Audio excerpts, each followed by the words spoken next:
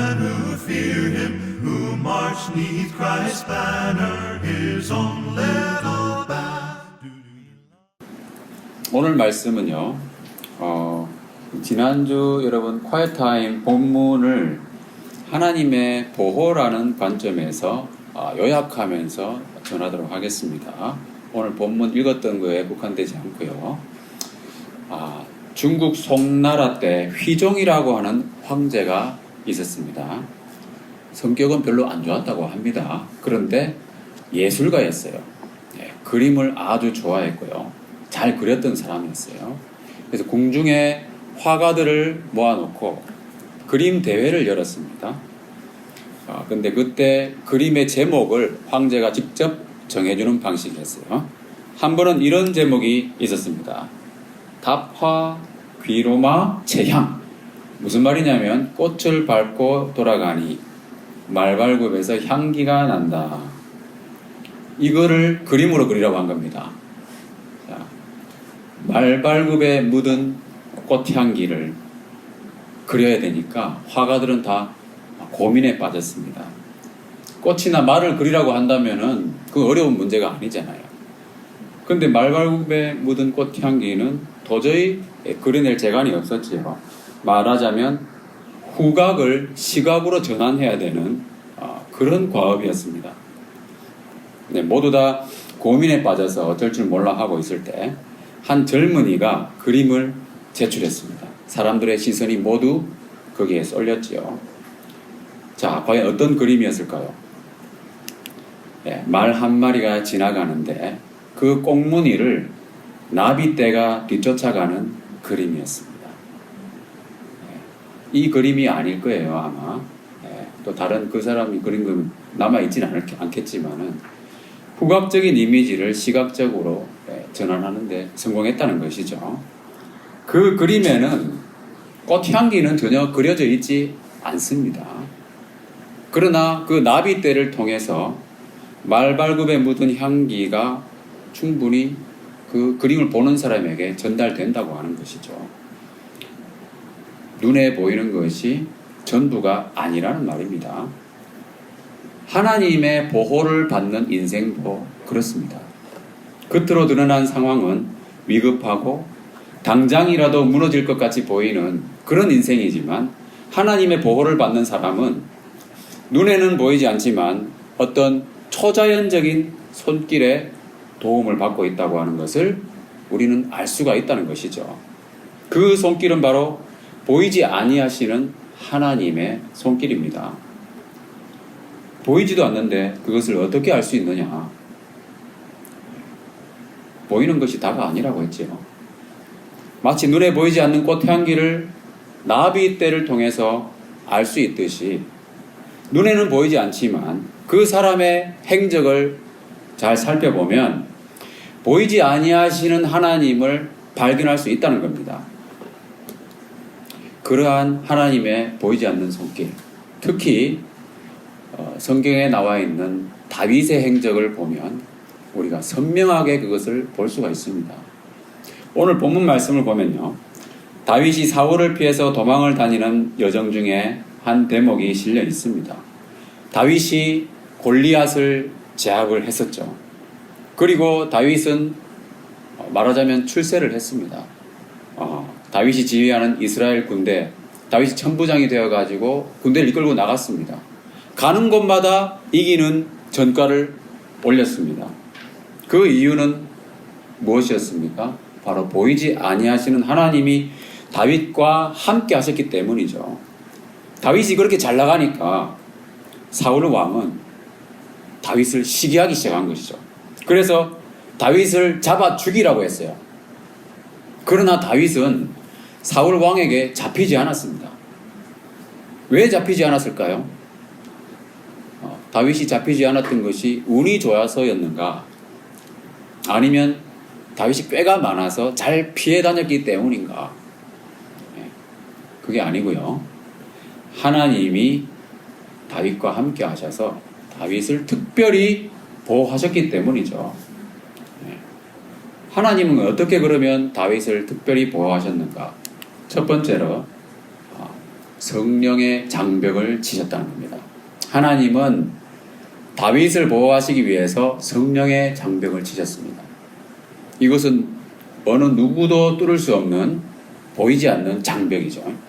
하나님이 보이지 않는 손길로 막아주시는 장벽이라는 겁니다. 다윗을 죽이려는 사울의 시도가 여러 번 있었습니다. 자, 사무엘상 18장 11절 말씀을 다 같이 읽어보겠습니다. 시작. 그가 스스로 이르기를 내가 다윗을 벽에 박으리라 하고 사울이 그 창을 던졌으나 다윗이 그의 앞에서 멈춰야더라. 여기서 벌써 2번 시도했잖아요. 그런데 실패했습니다. 벽에 박으려고 시도할 정도면 꽤 가까운 거리였다는 얘기죠. 그 짧은 순간입니다. 창이 날아가는 그 시간은 그 짧은 순간에 다윗이 2번이나 피했어요. 날렵하게 참 잘 피했잖아, 그죠? 과연 다윗이 잘 피한 것인가? 아니면 사울이 못 던진 것인가? 어떻게 생각하세요? 다윗이 피했다는 말은 사울의 창이 제대로 날아왔다는 얘기잖아요, 그죠? 엉뚱한 데로 갔으면 피할 이유가 없잖아요. 잘못 던졌으면 피할 필요가 없습니다. 자, 겉으로는 다윗이 잘 피한 것으로 보입니다. 과연 그렇겠습니까? 여러분, 이 장면에서 보이지 않는 꽃향기를 여러분 느낄 수 있습니까? 하나님의 손입니다. 하나님의 손길이 다윗을 옮기신 것이다. 우연이나 다윗의 날렵함 때문이겠지. 사울은 그렇게 생각했던 것 같습니다. 그림 속에서 그 꽃향기를 볼 수가 없었던 것이죠. 그래서 사울은 자기 힘으로 직접 다윗을 죽이지 않고 블레셋 사람의 손에 죽게 하려고 다윗을 싸움터로 계속 내보냈습니다. 여러 번 싸우다 보면 한 번은 맞아 죽지 않겠는가? 그죠? 그런 생각이 들 수 있잖아요. 여러분, 프로야구, 프로축구, 유럽의 여러 가지 리그도 있고 한데 한 번도 패하지 않는 팀은 한 팀도 없습니다. 그죠? 다 몇 승 몇 패가 있잖아요. 단지 승률이 뛰어나기 때문에 1위를 하는 거잖아요. 여러 번 싸우다 보면 패할 수도 있는 거야. 이렇게 생각하는 거예요. 승부는 병가지 상사라고 했습니다. 그래서 사울은 계속 다윗을 전쟁터로 내보냈습니다. 그러나 어떻게 되었습니까? 다윗은 싸울 때마다 이겨서 큰 전과를 올렸죠. 왜 그랬습니까? 세 번역으로 사무엘상 18장 14절 읽어보겠습니다. 시작. 주님께서 그와 함께 계셨기 때문에 어디를 가든지 그는 항상 합니다. 하나님이 보이지 않는 손으로 함께 하셔서 이기게 하셨다는 겁니다. 그래도 사울은 포기하지 않았어요. 19장에 보면요, 다윗의 집으로 사람을 보내서 지키다가 아침이 되면 죽이라고 했습니다. 그런데 다윗의 아내 미갈이 다윗을 창문으로 내려보내고 빠져나가게 했어요. 다윗이 죽을 고비를 또 넘겼잖아요. 운이 좋았기 때문인가? 그렇지 않습니다. 보이지 않는 하나님의 손길이라는 겁니다. 그래서 다윗은 빠져나가서 어디로 갔습니까? 사무엘을 찾아갔죠. 그래서 사무엘과 함께 있었습니다. 근데 그 소식이 또 사울의 귀에 들어갔어요. 그러니까 사울은 또 다윗을 잡으라고 사람을 보냈습니다. 부하들을 보냈는데 무슨 일이 일어났습니까? 사무엘상 19장 20절입니다. 다 같이 시작. 사울이 다윗을 잡으러 전령들을 보냈더니 그들이 선지자 무리가 예언하는 것과 사무엘이 그들의 수령으로 선 것을 볼 때에 하나님의 영이 사울의 전령들에게 임하매 그들도 예언을 한지라. 네, 사무엘은 선지자들 무리의 수령이라고 되어 있잖아요. 위대한 선지자 중에 한 명이죠. 그리고 사무엘이 사울과 다윗에게 기름을 부어서 왕을 삼는 그런 역할을 했던 거죠. 자, 사울이 부하들을 보내서 다윗을 잡으려고 했어요. 그런데 하나님의 영이 내려서 그 부하들이 예언을 해버린 거예요. 그러니까 부하들은 사울의 지시대로 다윗을 잡지는 않고 같이 예배를 드린 겁니다. 같이 교회 와가지고 그런 꼴이잖아요. 그죠? 예. 근데 사울은 또 포기하지 않았잖아요. 또 보내고 또 보냈습니다. 3번 그렇게 했는데 전부 다 예언을 해버린 거예요. 안 되겠다 싶어가지고 사울은 이번엔 자기가 직접 찾아갔습니다. 그랬더니 사울도 예언을 해버렸어요. 그 못된 사울도. 그죠? 그 못된 사울도 예배에 참여하면 하나님의 영이 임해서 변화될 수 일시적으로나마 그렇다는 것을 보여주는 얘기도 합니다. 자, 무엇을 말하느냐? 하나님이 성령의 장벽을 치셨다는 거예요. 보이지 않는 손길로 다윗을 옮기시고 피하게 하신 거예요. 보이지 않기 때문에 사람들은 잘 알 수가 없습니다. 그러나 그 행적을 보면 우리가 분명히 알 수 있잖아요. 우연도 여러 번 반복되면 그거 우연이 아니라는 거예요. 자, 하나님의 그 성령의 장벽. 어떤 인간적인 방법으로도 뚫을 수 없는 것이고요. 하나님이 보호하시는 그 보이지 않는 손길은 누구도 막을 수 없는 그러한 손길이다. 그리고 그 이후에는 하나님께서는 요나단, 사울의 아들이잖아요. 사울을 이어서 왕이 될 그 사람을 통해서도 다윗을 보호하셨다는 겁니다. 하나님이 이렇게 다윗을 보호하신 이유는 무엇일까? 왜 그토록 다윗을 귀하게 여기고 보호하셨는가? 자, 사도행전 13장 22절 말씀입니다. 다 같이 시작. 패하시고 다윗을 왕으로 세우시고 증언하여 이르시되 내가 이새의 아들 다윗을 만나니 내 마음에 맞는 사람이라 내 뜻을 다 이루게 하시라. 자, 다윗을 통하여 하나님의 뜻을 이루시겠다. 이런 계획이 있었어요. 하나님의 뜻은 뭡니까? 하나님 나라를 세우시겠다고 하는 그런 계획이잖아요. 그래서 하나님은 다윗에게 기름을 부으시고 왕으로 미리 예정을 하신 거잖아요. 그래서 그 계획을 방해하는 모든 인간적인 노력과 시도는 뭡니까? 좌절될 수밖에 없다는 거예요. 다윗을 죽이려고 하는 그 시도는 허무한 시도라는 겁니다. 하나님이 특별히 보호하시기 때문에. 자, 우리도 그렇다면 다윗이 그랬던 것처럼 우리도 만약 하나님의 마음에 맞는 사람이 된다면 하나님의 뜻을 이루시기 위해서 하나님께서도 우리에게도 그죠?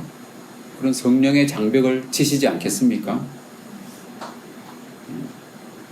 하나님은 우리를 특별히 보호하실 겁니다. 하나님 말씀, 마음에 맞는 삶을 살게 된다면. 그래서 우리가 해야 될 건 뭐겠습니까? 먼저 하나님 나라와 의를 구하는 그런 생활이죠. 제가 지난 1월에 일을 마치고 퇴근하던 중에 죽을 뻔한 적이 있었어요. 오토바이를 타고 이렇게 가는데 오른쪽으로 이렇게 굽은 도로였어요.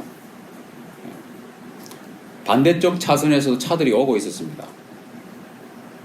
도로는 분명히 말라 있었거든요. 제가 보기에는. 근데 갑자기 미끌리는 거예요. 비틀거렸습니다. 그러니까 중심을 잡으려고 하는 순간 넘어졌어요. 근데 넘어지는 순간 느낌이 차들이 딱 지나가는 게 보였어요. 그래 넘어져가지고 중앙선을 넘어서 반대선 차선으로 쫙 미끌려 갔습니다. 제 몸은 한 5m 정도, 또 오토바이는 한 10m 정도까지 쫙 미끌려 갔거든요. 근데 미끌리는 순간 차들이 싹 빠져나갔어요. 정신이 없어가지고 그 당시에는 그거를 별로 생각을 못했습니다. 근데 그때 하나님이 천사를 보내셔가지고 저를 도와주셨어요. 오토바이를 수습하고 겨우겨우 와가지고 119 부르기도 하고 해서 병원에 가가지고 응급실에서 이렇게 진료를 받는 동안에 가만히 앉아있는 그 시간에 정신을 딱 차리고 생각해 보니까 만약에 내가 1초만 빨리 넘어졌다면 어떻게 되었을까? 1초만 빨리 넘어졌으면 맞은편 차들하고 정면으로 부딪히지 않았을까? 그 생각이 드는 거예요. 하나님께 정말 감사했어요. 진료를 받고 보니까 쇄골이 분쇄골절이 됐습니다. 그러니까 지금도 여기 금속판이 박혀 있거든요.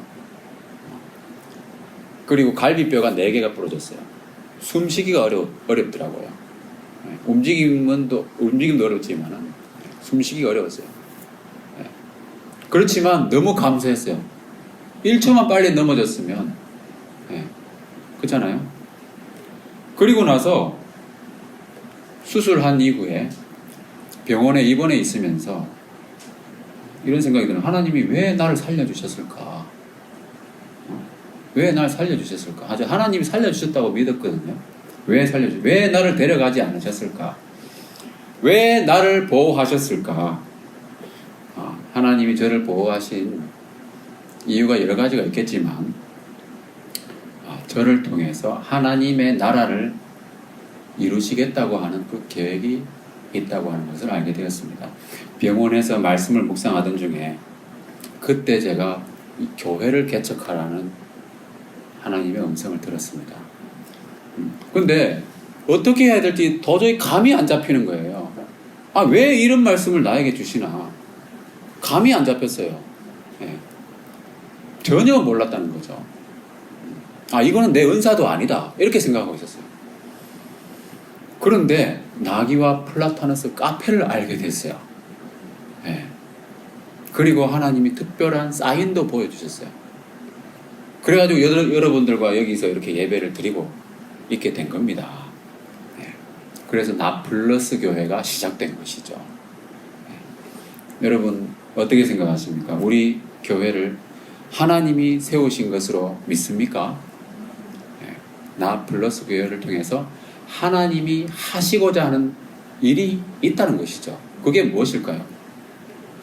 이 지역사회와 중앙대에 하나님의 나라가 임하고 그리스도의 복음이 영광스럽게 되는 것이 하나님의 뜻인 줄 믿습니다. 그 계획이 있으시기 때문에 하나님이 저를 살려주신 거예요.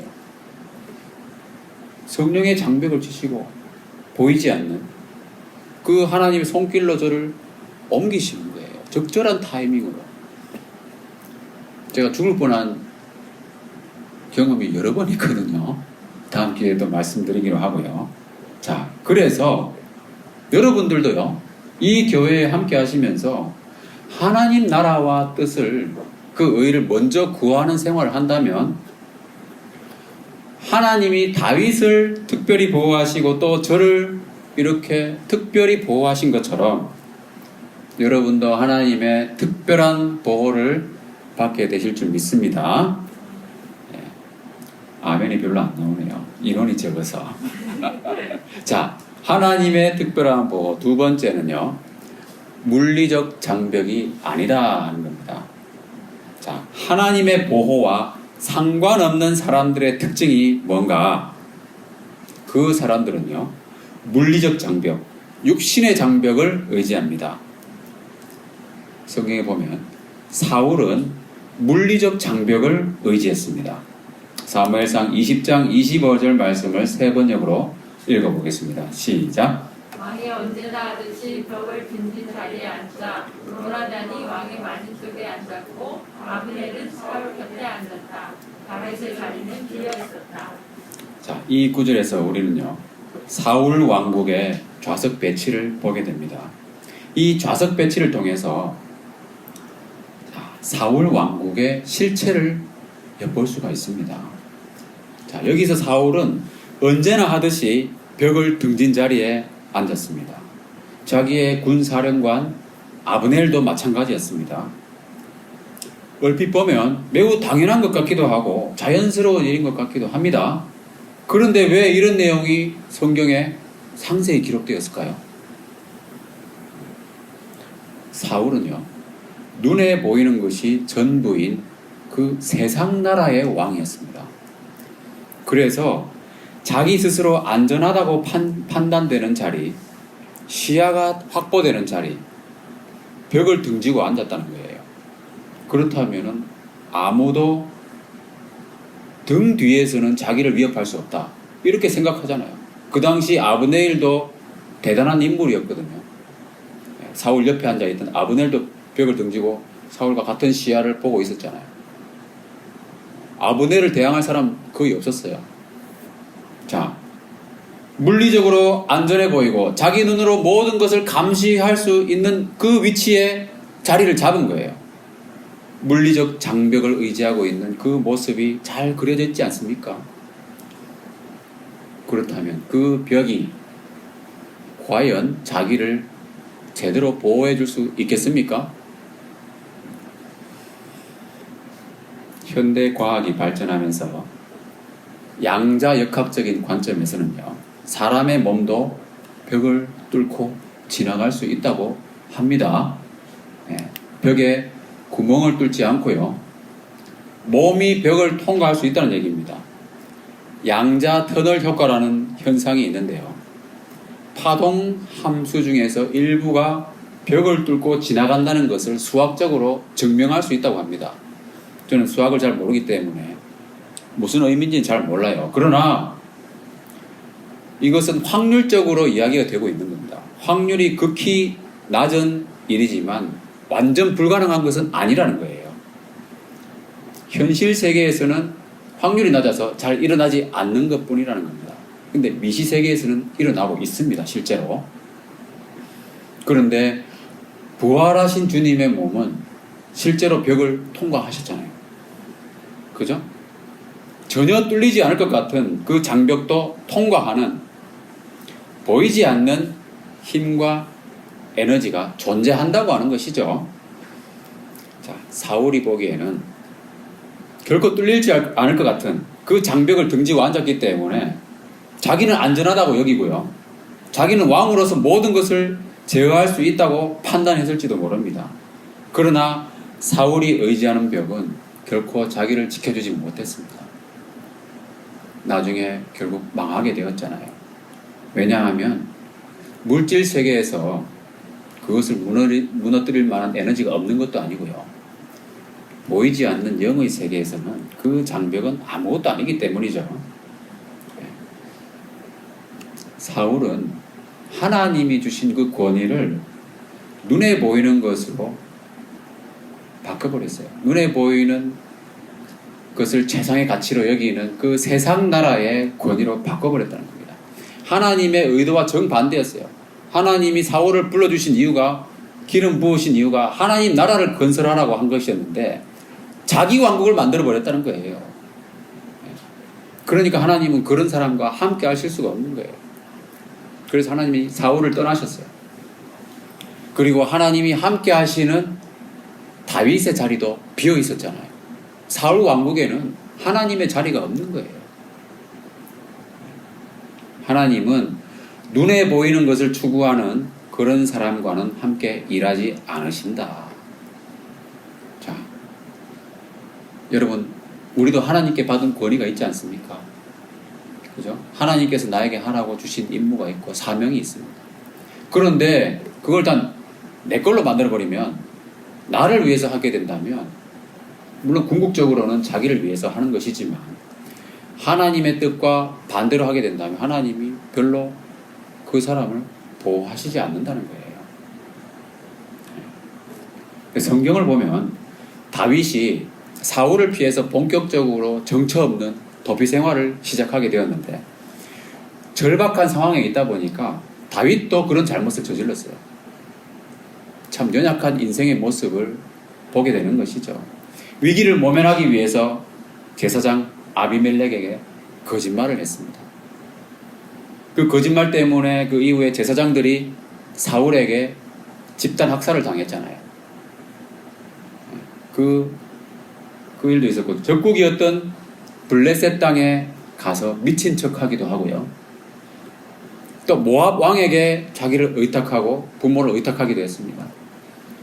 그러다가 오늘 본문 22장 4절에 보면은 요새에 있었다고 되어 있거든요. 다윗도 인간적인 방식을 따르고 요새와 같은 그 물리적인 장벽을 의지한 것이죠. 워낙 절박하고 고통스럽고 힘드니까 그랬다는 겁니다. 그러나 사울과는 근본적으로 다른 게 있었어요. 자, 오늘 본문 말씀에 나와 있는 말씀입니다. 다 같이 시작. 선지자 다시 다윗에게 말고 떠나 유다 땅으로 들어가라. 다윗이 떠나 그레스들에 이르니라. 물리적인 장벽이 아니라 하나님만을 의지하라는 그 선지자 갓의 말을 듣고 다윗은 순종했습니다. 요새를 떠나서 수풀에 거했다는 것이죠. 자, 우리도 참 연약한 인생이 아닙니까? 그래서 때로는 인간적인 방식을 따르는 잘못도 하고요. 죄를 범하기도 한다는 겁니다. 하나님보다 그 위기 상황이 더 크게 보이기 때문에 돈이나 인간관계나 명예나 지위와 같은 눈에 보이는 그 요새가 더 안전하다고 여기기 때문에 하나님보다 그것을 더 의지할 때가 있다는 겁니다. 그래도 중요한 건 뭐겠어요? 그런 상황에 있을지라도 항상 다윗처럼 하나님 말씀 듣는 것을 소홀히 하면 안 된다는 거예요. 그게 참 중요한 거예요. 우리가 실수할 수 있지만 개인적으로 매일 말씀 묵상하고 기도하고 그런 경건의 시간을 꾸준히 가진다면, 그리고 주일마다 함께 예배하면서 교제하는 시간, 그 시간을 꾸준히 가진다는 거예요. 그러면 하나님의 음성을 듣고요, 다시 하나님의 위대하심을 발견하고 순종하게 된다는 거예요. 그게 바로 사울과 다른 점입니다. 사울은 제사장들을 다 죽여버렸잖아요. 그죠? 하나님을 정면으로 대적하는 역할을 했던 거죠. 우리가 매일매일 또 주일마다 이렇게 우리의 시야를 하나님께 맞추려는 시도를 계속한다면 서로 격려하게 되고 믿음도 배우게 되는 거예요. 그러면 하나님의 위대하심을 더 알게 되고, 그죠? 그런데 만일 이런 것들이 중단되면은 하나님의 특별한 보호를 기대하기 어렵다는 거예요. 그때는 하나님은 더 큰 고난을 주실 수도 있겠죠. 그런 일이 있어서 되겠습니까? 보이지 않는 하나님의 손길을 의지하시는 저 여러분 되시기 바랍니다. 자, 22장 마지막에 보면요, 사울의 집단 학살을 피해서 그 제사장이었던 아비아달이 다윗에게로 왔습니다. 그때 다윗이 한 말이 인상적입니다. 사무엘상 22장 23절 말씀 다 같이 시작. 두려워하지 말고 내게 있으라. 내 생명을 찾는 자가 네 생명도 찾는 자니 네가 나와 함께 있으면 안전하리라 하니라. 다윗은 왕으로 기름 부음을 받고 하나님 나라를 세우라는 사명이 있었지만 여기저기 도피 생활을 하고 있었어요. 언제 어떻게 사울에게 잡힐지 모르는 그 앞이 깜깜한 생활이기도 합니다. 그런 도피 생활을 하는 사람이 어떻게 안전을 말할 수 있겠습니까? 그것도 이스라엘 땅에 머물면서 사울과 가까이 있잖아요. 그러나 그는 여기서 매우 확신에 찬 말을 하고 있습니다. 네가 나와 함께 있으면 안전하리라. 지금까지 여러 환난 중에서 하나님을 의뢰하면서 경험한 하나님의 특별한 보호하심, 그 보이지 않는 손길을 다윗은 분명히 보고 알았다는 것이죠. 그것은 눈에 보이는 그런 요새 같은 장벽은 아니지만 지금까지의 행적을 통해서 누구나 유추할 수 있는 하나님의 도우심이고 성령의 장벽이었다. 이것을 경험한 다윗은 실제로 하나님 나라가 자기를 중심으로 이루어지고 있다는 것을 점점 깨닫게 됩니다. 사무엘상 22장 2절 말씀에 보면, 자, 다 같이 시작. 사냥장을 모든 자와 모든 자와 마음이 원통한 자가 다 그에게 모였고 그는 그들의 우두머리가 되었는데 그와 함께한 자가 400명 가량이었더라. 다윗과 같이 많은 어려움 가운데에서 하나님만 의지할 수밖에 없는 사람들이 모여들었다는 겁니다. 인간적인 방식이나 물리적인 장벽을 의지하지 않고 보이지 아니하시는 하나님만 의지하는 사람들, 이 사람들을 통해서 하나님은 눈에 보이지 않는 하나님 나라를 이루어 가신다는 거죠. 여러분과 함께 시작한 이 나 플러스 교회도 의지할 곳은 하나님밖에 없죠. 눈에 보이는 큰 교회도 아니고요. 우리가 특별히 사회적으로 인정받는 그런 사람들도 아닙니다. 외형적으로 갖춰줘야 될 것도 많이 남아있죠. 그러나 우리가 그런 세상적인 기준으로 바라보면서 육신의 장벽을 의지한다면 아무 일도 일어나지 않을 겁니다. 그렇지만 보이지 않는 손길을 통해서 우리와 함께 하시는 하나님을 믿음의 눈으로 바라보고 보이지 않는 하나님의 나라가 우리를 통해 이루어 주실 것을 기대하면서 하나님만 의지한다면 하나님이 그 나라를 우리를 통해서 이루시지 않겠습니까? 누가복음 17장 20절 21절입니다. 다 같이 시작. 바리새인들이 하나님의 나라가 어느 때에 임하나이까 묻거늘 예수께서 대답하여 이르시되 하나님 나라는 볼 수 있게 임하는 것이 아니요 또 여기 있다 저기 있다고도 못하리니 하나님의 나라는 너희 안에 있느니라. 하나님 나라는 볼 수 있게 임하는 것이 아닙니다.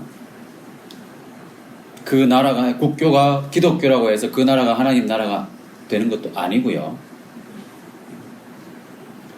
하나님 나라는 그리스도를 구주로 모신 우리 안에서 이루어지는 것이며 함께 주님의 이름으로 예배하는 우리 안에 임하였음을 믿으시기 바랍니다.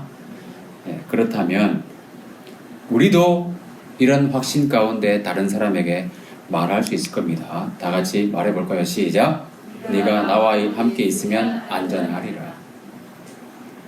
친구들한테 그런 얘기 할 수 있어야 되겠죠. 하나님의 특별한 보호는 하나님 나라를 함께 세우는 사람들에게 적용된다고 하는 사실을 믿고 우리 모두 보이지 않는 하나님의 손길을 경험하며 주 예수 그리스도와 함께 플러스 인생 살아가시기를 주님의 이름으로 축원합니다.